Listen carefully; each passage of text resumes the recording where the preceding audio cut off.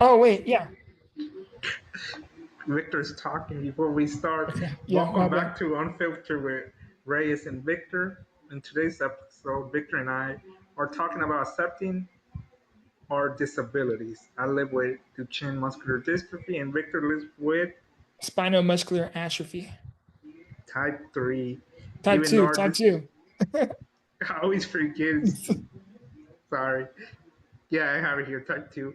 Even though our disabilities are different, have both experienced physical challenges, losing abilities, depending on others for help, and growing up knowing that our lives will look different from many people around us. We have known each other since seventh grade, like we have mentioned that in the past.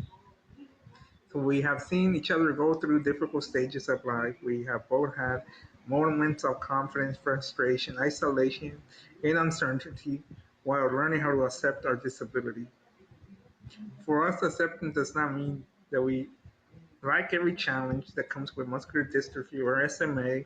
It means learning how to live with our disabilities, understand who we are beyond our diagnosis, and continue moving forward even when life becomes difficult. In this episode, we're going to have an honest conversation like we always do.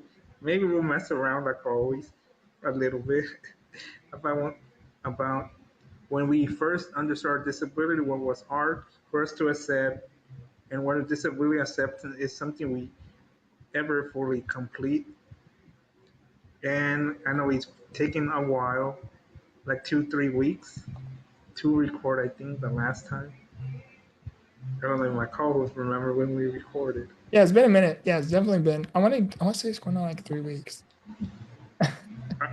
Yeah, I think so. But we're It's back. definitely going to improve, though. It's going to improve. Yes, that's what he told me. I don't know if it's true until I see it. Damn. All right, I'm just messing up.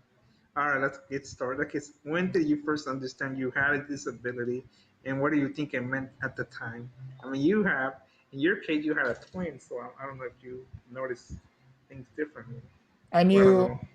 I knew I had a disability when we were playing Duck Serious Duck answer. Goose and I couldn't run. I'm just kidding.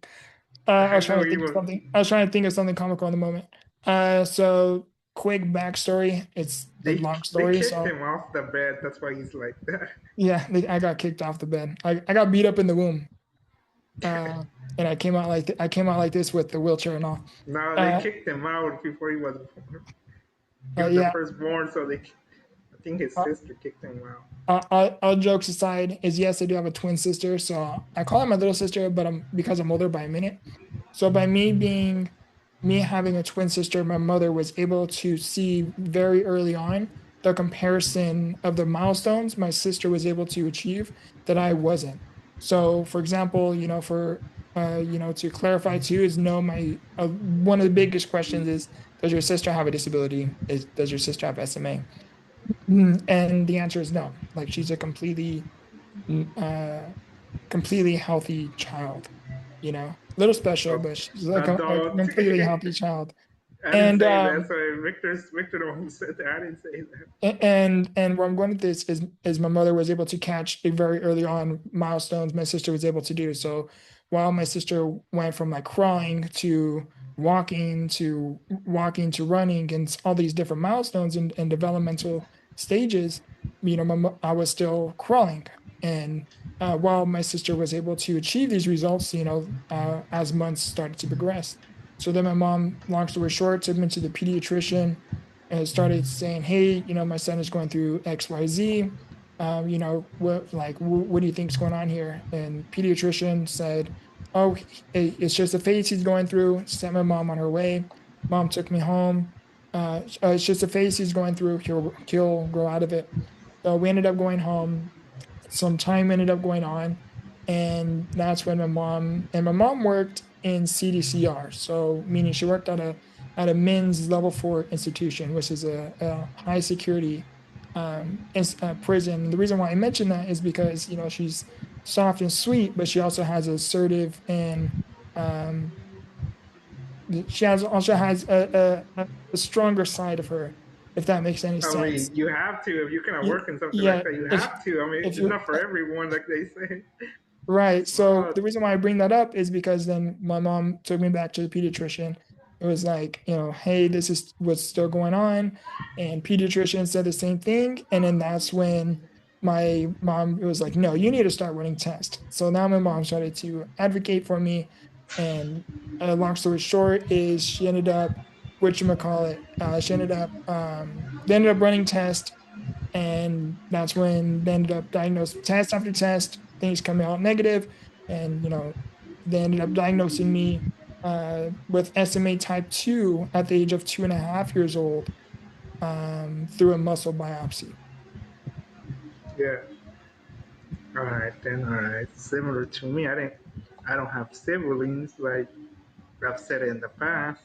I don't Yeah, think I said it in this channel. I mean, in the podcast, but in my channel, which is in the same. Obviously, the podcast and my channel are in the same thing, you know. yeah. And So two, like basically, it's so much different now though. So I was born in 99. So, you know, the process is same far more here. different now. Like if I was born now, it would have been caught extremely quick, so the rapidness of my disability would have been a lot differently. Same with me. Yeah, So for me, like they noticed I lived with my aunt and uncle and cousin for many years in an apartment, so that's why they were able to detect. Like Victor has a twin, so his mom was able to see his sister. In my case, they saw my cousin doing, milestones like Victor said. yeah. So they were different, but about the same situation basically. They ran tests, and for me it was different. Victor had to do many tests. I did a couple of tests, but they already knew kind of. The doctor already kind of had suspicion. Yeah. Or as a child, did you understand how SMA type 2 in your case would affect your future? Yes, I was told numerous times that by I believe it was by high school, I was no longer going to be able to have my foot fit inside shoes just because my feet would have started to develop a deformity. I But I ended up don't see beating that. Yeah, I ended up beating that statistic. I've heard I wasn't going to make it to see my high school years past that statistic. I mean, I went to I school wasn't with going to these see, two. I wasn't going to finish high school past that statistic. Pretty much I'm breaking a lot of statistics. I'm making history technically, but yeah, so definitely many, many are growing up making history, not just you. you get told statistics. Hey, this is what is going to happen, not what might happen. This is what is going to happen, right? So you start to hear things like that, and it's over and over and Yes, over again. but You start to, fun fact about statistics are the only math that it's not for sure the outcome is gonna happen. yeah, it's based off of what's Numbers been most common, right? and numbers. Yeah, in numbers, right? But one thing about me is I'm gonna say this in the most humbled way possible. I am not just anyone, right? Like I will break statistics regardless of the circumstance. They I can already have all broke of the odds statistics, stacked against me, and I will definitely. I'm gonna throw my book in there, become the victor in this circumstance, and right? it's right there behind you guys. And but yeah, so I definitely heard many conversations. Doctors come in and be like, "Hey, we got to talk," right? And things like Yeah, I that. see. It's when you go through that, sometimes you can get into this mental um, process where you're like, "Damn, is this really it?" Right? Or what's really going on? Or what is it that they know that they are not really telling you? Right? Like, there's so many different things that you can spiral into mentally. But fortunately, I come from a family with some strong faith, so that definitely did pull me through. I'll say it simply: faith moves mountains. Yeah, I'll say the same thing. I didn't think I was gonna go graduate high school, go to college, go to 4-year university, and none of that stuff. Or not even become a content creator either. But like Victor said, we're breaking stuff, we're breaking records. Yeah. What was the hardest part of growing up with a with your disability? Being able to do something one day and not being able to do so the next. Then, yeah, I agree with that. Yeah. That's, What? Yeah, I mean, then I think I don't have to answer that. I think you already gave the answer, both in some way. yeah, it's a heavy, Because it's only the similar thing, SMA. Muscular, for you guys, fun fact for you that don't know, muscular dystrophy is the cousin of SMA because they have similarities but a few differences. yeah. Was there a stage of life when accepting your disability was the most difficult? Childhood, your teenage years, or adulthood? Or neither? Repeat that question one more time.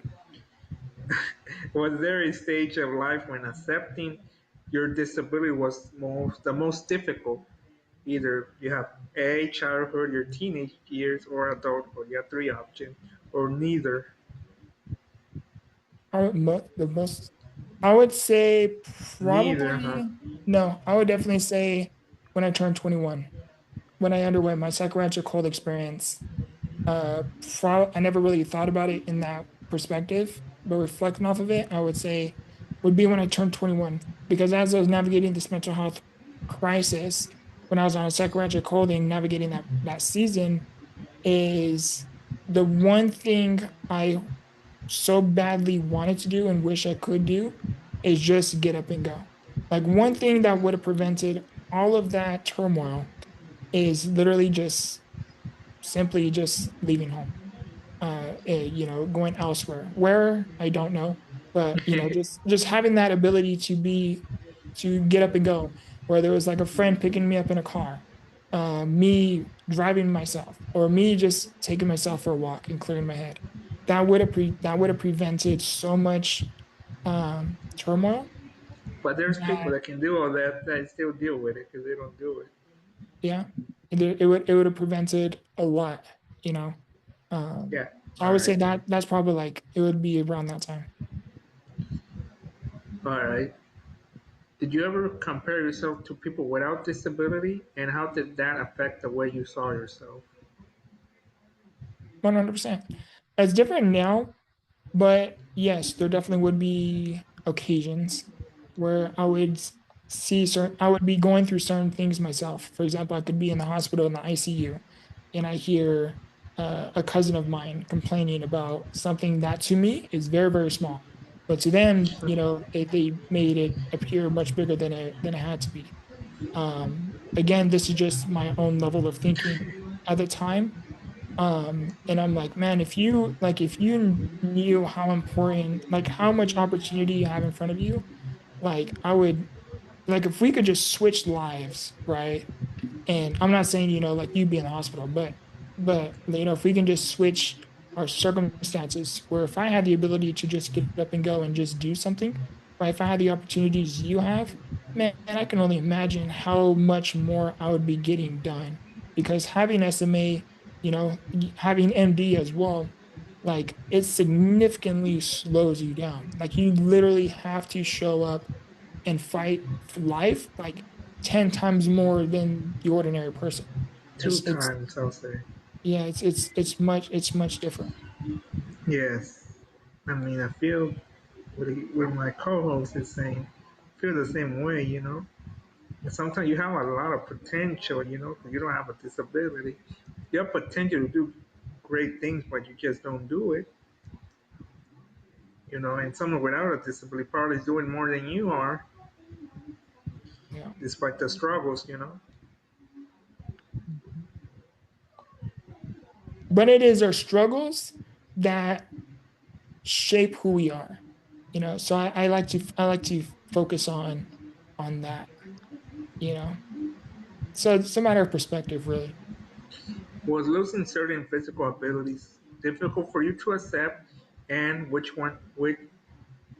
changes affected you the most? Definitely. I would say I think it's physical mobility. I started, especially these most recent years, um, starting to see certain things slipping away. which is not the easiest to bear through. I know you can definitely relate 100%. Um, but again, being able to do something one day and not being able to do it the next, like you may see me smile outdoors and I may even crack a joke about my disability or what it is I'm going through or how I'm feeling. But behind closed doors, some things really are not as easy. To put it simply, is just because someone carries it well doesn't mean that it isn't heavy. Okay, I agree. I agree. For me, Bias was using the wheelchair forever, at first, but now, like, I think, yeah, I think now it's like different, I don't see it that much of a bother, to me anymore. But at the beginning, yeah, it was a little challenging, but I was able to accept it. Mhm. Out there, becoming more dependent on family members or caregivers affect your confidence and independence. Having SMA, you're always going to be, at least in my circumstance, I cannot speak for everyone. At least for me, though, is I will always be, unless there's a cure or some type of snap of a finger miracle, that's a different topic. But based off of current circumstances and reality, is I will always be dependent on someone else attending to my care, like getting in and out of bed, getting dressed, showering, bathing, using the restroom, things like that. Um, just because that's been my lifestyle and it always has been my entire life, it is not the easiest thing to navigate through mentally when you're like this older adult and there's like so much you wish you could do independently. You know what I mean? Yeah. Was there a specific moment or experience that helped you begin accepting your disability more? My psychometric hold experience, I refer to that a lot just because that, yes, was arguably the most darkest, ugliest season of my life mentally. Physically was my surgeries, hands down. But mentally, it was my psychiatric hold experience. But the reason why I refer to that a lot is because there was so much within that process that even to this day, I cannot really put into words. But there's so much that happened within that process where I found a new sense of enlightenment. I found a new sense of profound faith. I found a new sense of purpose um, that makes me want to show up today. It makes me want to be of service to others. It's the reason why I do the things that I do. I move the way that I do today. Yeah, for me, like over the years, I think for me it was like, yeah, over the years, I feel like helped a lot, you know, to accept even more as the years went by, I accepted it more. Mhm. How has knowing each other since seventh grade helped us feel less alone in our disability journeys? If you have something to say on that one, That's alone since we've known each other. helped us feel less alone in our disability journeys, I think where we skip. networking, I would say networking, communication. Like we live in such a digital age where, like, for example, you know, like us, we're older, we're not in school and anymore. We don't attend the same school. So, We like don't we have go the to school, you opportunity. mean? Yeah, we have the opportunity to like FaceTime. We have the opportunity, to see each other from time to time, in person. I think one thing, I think too, like with having someone that can relate to an extent about, like you're not alone. Whether you may not vocalize it, but like you see it, right? Like you're not alone with what it is you're going through. Like you can look at me, I can look at you, and I'm like, we may not communicate it, right? But like we can, hear each other talk and communicate and be like, no, damn, dude, like I know exactly what you mean. Or like, yeah, I can relate. You know what I mean? Like our conversations uh just are just different Right. on an intellect level, just because again, like we have such similar experiences. It's like no different than someone who's like a car enthusiast and they have a friend that's also into cars, right? The conversation is just different compared to like someone who's a car enthusiast and someone is interested in stock investing, right? You might have a connection, to some extent, but the conversation is just going to be different, right? Having Uh, disability is a connection is profound, can be. yeah, I'll say for me, like it's not just Victor. Like Victor said, he has a twin, so both of them, I became close with both of them. You know, one has a disability, so we became closer. The other one doesn't, but they've always been there for me when I needed something. Both of them. So with both of them, I get along with each one. Played a different role. It's still playing a different role. Can someone accept their disability while still feeling frustrated, sad, or wishing certain things were different? And yes, I would say yes, you can accept. I don't really know if I'd utilize the word accept.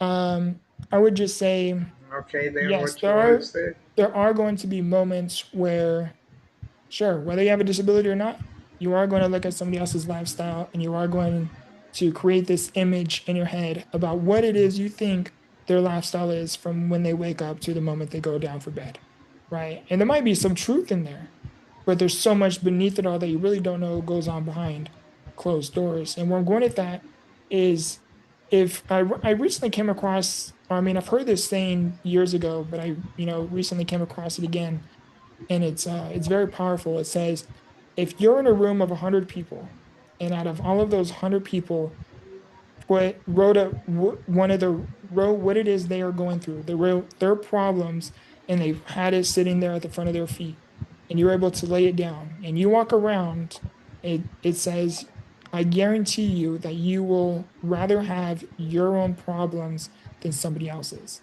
And that right there is not so much just, okay, accepting what it is you're going through, because there can be people going through some stuff and you're like, how do I accept um, you know verbal or physical abuse, right? How do you accept something like that? That's your story, if that's your circumstance. But however, you can shift your perspective a little bit. It's easier said than done, but you can shift your perspective and be like, okay, these are my circumstances, right? But what are some things in my favor that I could be grateful for and I can find gratitude for? Oh, I'm not in the hospital. Like, for example, if you're going through something, yeah, I promise you, I think this is why it taught me a lot about humility and a lot about empathy, is because I would be in the hospital and I would be going through excruciating pain because I would be going through surgeries or a procedure or whatever the circumstance may be. And I'm hearing a young child cry to the room next over. They're screaming. And that, where I'm going at this, is it shows you a lot. Like, yeah, Vic, you're struggling, you're in the ICU and you're not doing so well. But you know what? That kid is definitely going through something far worse, right? And it doesn't, and you don't accept your situation, but it's a matter of perspective. Yeah, I feel like you can, but it takes time. You Oh, know, you have like this glow with you. what below? No, because when the door opened, the light turned on. Yeah, all right. Ha ha ha. Funny. Do you believe you have fully accepted your disability today, or acceptance is something you're still working through? I think it's always going to be That's your final, a work. a I think it's final always going to be question. a work in progress. Just like anything, whether you have a disability or not, your life is always going to be a work in progress. There's going to be parts of your story that you wish you didn't have to go through. There's going to be certain seasons you'd rather wish hadn't happened, but they did, right? And the way I like to look at life, and whether again, if you have a disability or not, is the way I like to look at life is, you can either live through life with a whole bunch of I should have done XYZ. I shouldn't have said XYZ. What if I did XYZ? Right? And you can live with these would have, could have, should have's mentality. Or you can simply just be like, okay, you can learn, you can reflect from your past, learn from it, find a way to grow from it, heal from it, and just focus on the present. Okay, how can I make tomorrow better? How can I make tomorrow a little bit differently? How can I, metaphorically speaking, because I'm in a wheelchair, but put one foot in front of the other. And in hindsight, you may not understand why something is happening, but eventually you will. But you have to continue to show up. Yeah. This was a very deep conversation. I was not expecting this. I did ask. I asked you, fool. That was funny. I asked them. Next time we're not doing it. I'll show you the questions. Then. No, I don't mind it. I just like it, like totally caught me off guard. You did too, so don't complain. Yeah, no, mine was deep too. Yeah, All right, we're caught not me off done guard yet. as well, and I created it. Yeah. All right. Accepting your disability does not mean that every day is easy, or that you will never be frustrated, angry, or tired of the challenges. It means learning to accept yourself as a whole person while coming to move forward through every change, obstacle, and difficult moment. Victor and I have different journeys. I have muscular dystrophy. He has SMA type 2, but we have both learned that acceptance does not happen overnight. It is something we continue to work on as we grow, change, and experience life. We hope this episode reminds you that your disability does not take away your value, identity, dreams, or purpose. You are allowed to have difficult days, but never stop believing that your life matters. Thank you for watching and listening to Unfiltered with Reyes and Victor.